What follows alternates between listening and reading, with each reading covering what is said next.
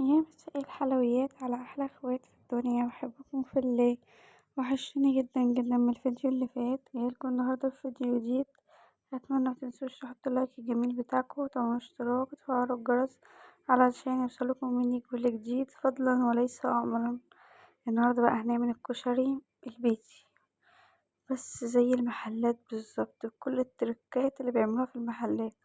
والله العظيم أنا عايزة أقولكم إن هما انبهروا مني في البيت، يعني الكشري عجبهم جدا جدا جدا.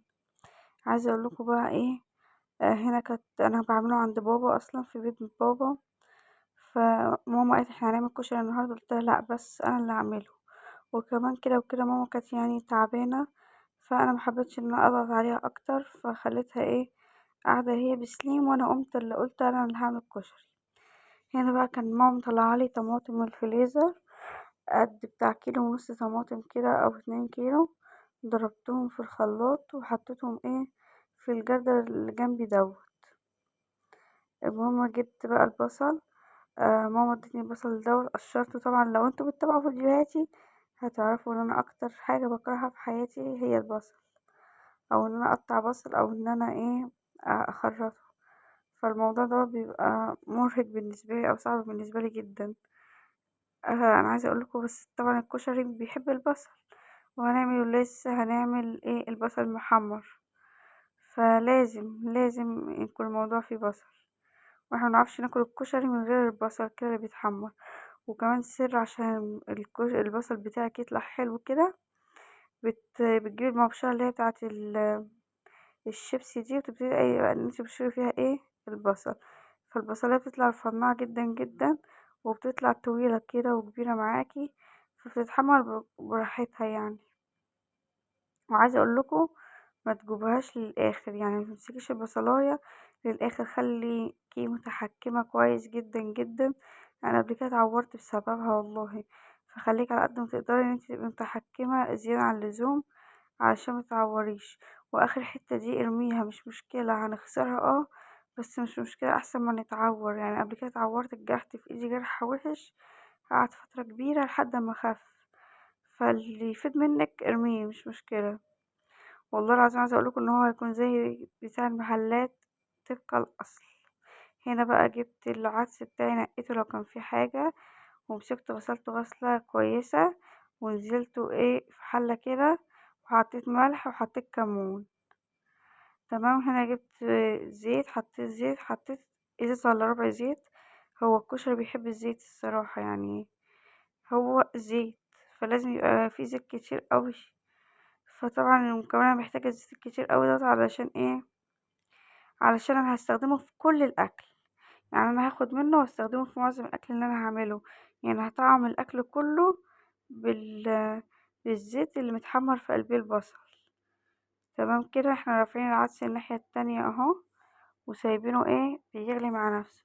وكل شوية اجي ابص على العدس بشوفه استوى ولا لأ، عشان لو اتهرى هيبقى وحش جدا. اهو بص بدأ بقى ان هو ايه يحمر معايا. عايزة اقولكم ان البصل وهو بيتحمر على النار خد مني بالظبط نص ساعة، والله نص ساعة. وكمان انا كنت سايبة الزيت بتاعي يقدح للآخر، يقدح خالص. واول ما لقيته قدح كده رحت نازلة بالبصل ده، برضه سرع معايا اكتر. يعني انا لو كنت قبل كده حطيت البصل وحطيت الزيت الاتنين مع بعض في نفس الوقت، كان لسه الزيت بارد، فغلبني لحد ما اتحمر معايا. انا عايزه اقولكم ان انا كده حاسه ان هو اصلا اتحمر بسرعه. وكل شويه بروح اقلب ايه العدس كده وابص عليه، لو انتوا واخدين بالكم مني، لان انا كل شويه برجع وابص على العدس كده واقلبه. اهو اديني كده بقلبه. وخلي بالك عشان هو بيحمر في ثانيه، يعني هو ممكن البصل ده يكون ايه بيديكي ان هو متحمرش. اهو بص احمر ازاي وتلاقيه في ثانيه الا ثانيه احمر. يعني اهو بصوا بقى عامل ازاي. انا عم رحت جبت البتاعه دي اللي انا بطلع بيها دي، ناسي اسمها، لقيته احمر جامد. فرحت نازله عليه بنص معلقه توم، ونزلت بقى ايه عليه بالطماطم. هنا حطيت كزبره، نص معلقه من الكزبره. هنا نص معلقه من الفلفل الاسود، وحطيت نص معلقه من السبع بهارات. وحطيت الملح بتاعي ونص معلقة من الكمون.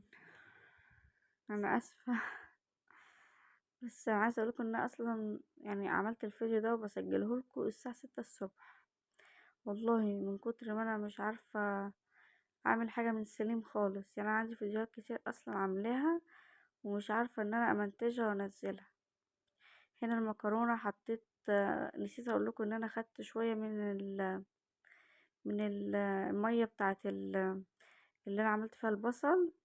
حطيت هنا شوية زيت وايه وحطيت ملح ونزلت فيها المكرونة. طبعا مكرونة ايه صغيرة كده، ومكرونة ايه اللي هي الطويلة دي كسرتها على 3 مرات. هنا بقى ايه العدس طلع. وعايزة اقولكم ان العدس اول ما طلع جبت كمون كده وكزبرة ونزلت بيه وهو سخن كده وقلبته كويس جدا. هنا بقى هنعمل الرز معروف طبعا، فمرضتش ان انا اعمله قدامكم، اللي هو الشعرية. حمرتها كويس جدا وغسلت الرز ونزلت عليه بالشعرية وطعمته بالملح. وطبعا الزيت برضو بتاعها نفس الزيت اللي احنا عملنا فيه البصل.